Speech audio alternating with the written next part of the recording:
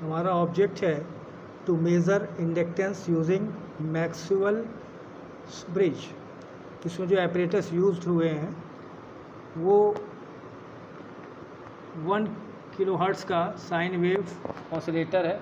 यहाँ पे ये साइन वेव ऑसिलेटर रखा हुआ है, ठीक है। इसमें हम सेलेक्ट कर सकते हैं साइन वेव वगैरह। तो ये 1 किलोहर्ट्ज़ पे सेट है इस समय। ये 1 किलोहर्ट्ज़ का साइन वेव प्रोवाइड कर रहा है किट में। और audio amplifier with speaker for null detection. तो इसमें हमने यहाँ पे नल डिटेक्शन के लिए इन दोनों पॉइंट्स के बीच में से ये हेडफोन लगाया हुआ है, ठीक है, जिसमें बीप की आवाज़ सुनाई पड़ती है। तो ये नल डिटेक्शन के लिए हो गया ऑडियो। और इसमें 3 अननोन वैल्यूज़ ऑफ इंडक्टर, ठीक है, सेलेक्टेबल बाई बैंड स्विच, ठीक है। तो बैंड स्विच है, यहाँ पे 3 अननोन इंडक्टर की वैल्यू है बैंड स्विच में, L1, L2 और L3, यानी कि हम 3 अननोन इंडक्टर्स की वैल्यू इस नॉब से सेलेक्ट करके निकाल सकते हैं। इसका जो सर्किट डायग्राम है, जो ब्रिज है, वो इस तरीके का है। इस ब्रिज में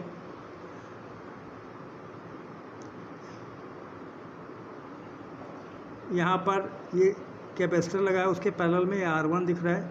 तो ये एक आर्म हो गई, एक आर्म ये हो गई, ये R2 वाली आर्म हो गई, ये R3 वाली आर्म हो गई, और पैरेलल में इंडक्टर जो अननोन इंडक्टर है वो लगा हुआ है, और ये R4 वाली आर्म है। और इसमें AC सप्लाई दी जाती है। ये AC ब्रिज है।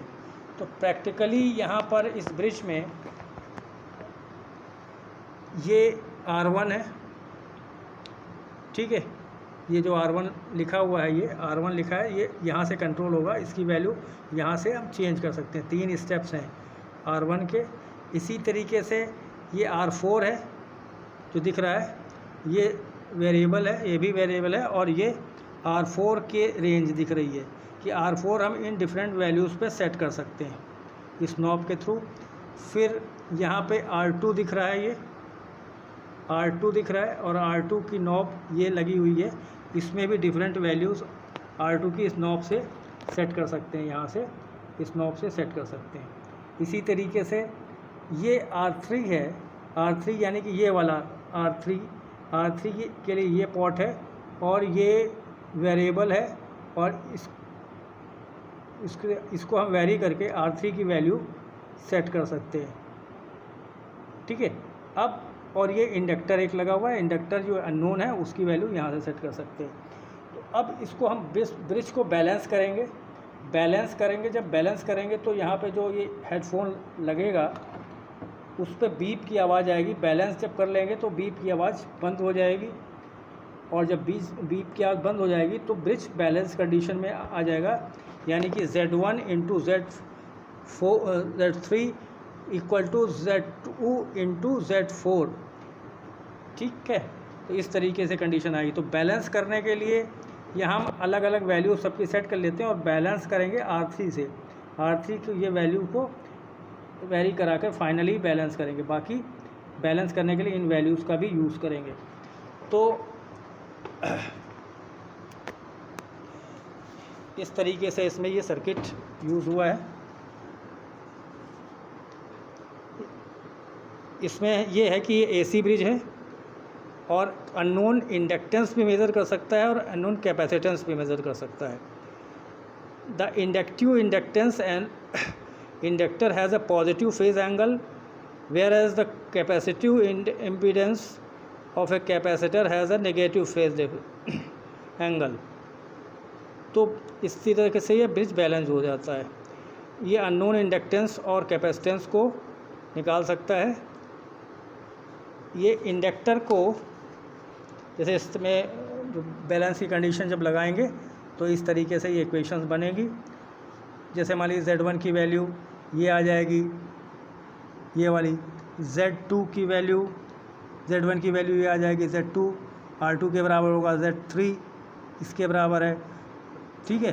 तो जब बैलेंस कंडीशन आएगी Z1 into Z3 Z equal to 2 into Z4, उसको जब सॉल्व करेंगे तो ये एक फार्मूला बन जाएगा इंडक्टर, यानी कि L equal to C into R2 plus R4, यानी कि R2 की वैल्यू और R4 की वैल्यूज़ का मल्टीप्लिकेशन कैपेसिटर से कर देंगे तो इंडक्टर की वैल्यू आ जाएगी। यानी कि ये इंडक्टर कैपेसिटर के डिपेंड है, ठीक है, कैपेसिटर के टर्म में दिखाई पड़ रहा है। और इसकी टेबल में भी हम इंडक्टर, अननोन इंडक्टर L1 है, कैपेसिटर की वैल्यू ये भी हम अपनी नॉब से सेट करेंगे, रेजिस्टेंस भी नॉब से सेट करेंगे। जब बैलेंस कंडीशन आएगी तब हम उसको कैलकुलेट करेंगे। तो अभी हमने जैसे इसको 700 पे सेट किया हुआ है, ठीक है, ये 700 पे सेट किया हुआ है और हमारा C1 ये वाला यूज़ है। C1 की वैल्यू 0.1 माइक्रोफेरेड है, ये नोन है, पहले से नोन है, ठीक है। और जो R1 है ये 470 ओम पे सेट है। तो अब ईयरफोन को, हेडफोन को लगाएंगे और इसमें सुनेंगे बीप का साउंड।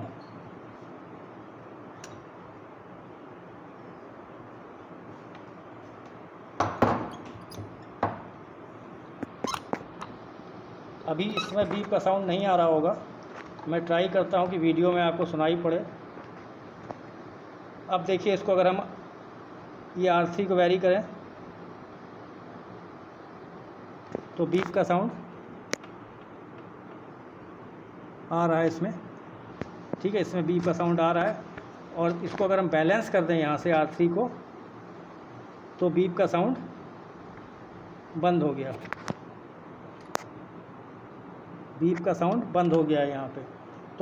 तो क्या होगा, जो हमारे अलग अलग आर्म हैं उनकी वैल्यू जैसे 700 ओम, ठीक है, ये R4 की हो गई, R2 की 700 है, ठीक है। R3 सिर्फ बैलेंस करने के लिए, इसकी कोई वैल्यू हमें पता भी नहीं है और सिर्फ बैलेंस करने के यूज़ कर रहे हैं।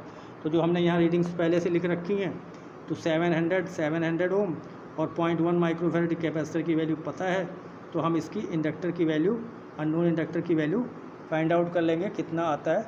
तो ये लगभग कैलकुलेट करने पे 50 मिली हेनरी आएगा। इसको हम कैलकुलेट करके देख सकते हैं कि 50 मिली हेनरी आएगा। तो जब बैलेंस करते हैं तो हमें नहीं पता रहता है कि यही रीडिंग है। तो जैसे इसको हम कहीं पे भी किसी को सेट कर दें, इसका तरीका यही है कि हम इसको बिल्कुल डिसबैलेंस कर देंगे और उसके बाद ईयरफोन को लगाएंगे, हेडफोन को कान में लगाएंगे और जब इन नॉब्स को एडजस्ट करेंगे और जब एडजस्ट करके जो ये मेन नॉब्स हैं उनको जब एडजस्ट कर लेंगे तो आवाज़ जब मिनिमम पे आ जाएगी तो फिर इस वाली नॉब से, R3 वाली नॉब से उस आवाज़ को ज़ीरो कर लेंगे। और जो ये R2 और R4 की वैल्यू होगी वही इस फार्मूले में यूज़ होगी।